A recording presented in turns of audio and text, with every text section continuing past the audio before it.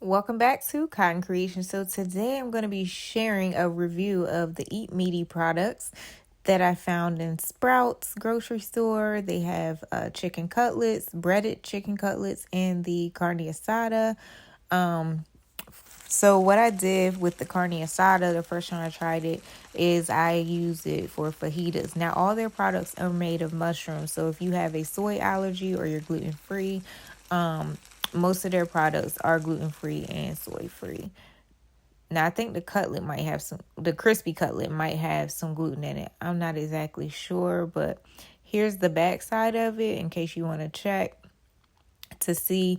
Now it does have instruction options for the air fryer. So I was like, let me go ahead and throw this in the air fryer and make it easy on myself. So this is what it's given on the inside.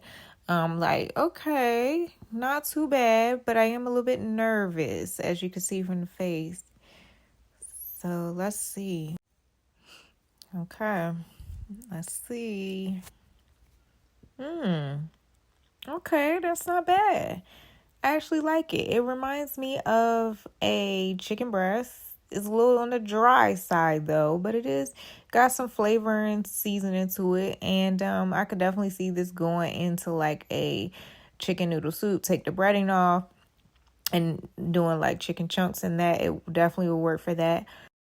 Okay, family, so there's more to this product that we need to discuss. Have you all heard of what's being said on Reddit and some of the articles that are out about this product? So, in the growing phase of mushrooms, there's the part before it becomes what we know it today as a mushroom, that some people are calling it mold. I'm going to just cut to the chase. It's not technically mold, but that is like, I guess there's some similarities there, and some properties that make up this product that are very close to, if not more or less like mold. And people on Reddit are reporting that they are getting sick as a result of this product.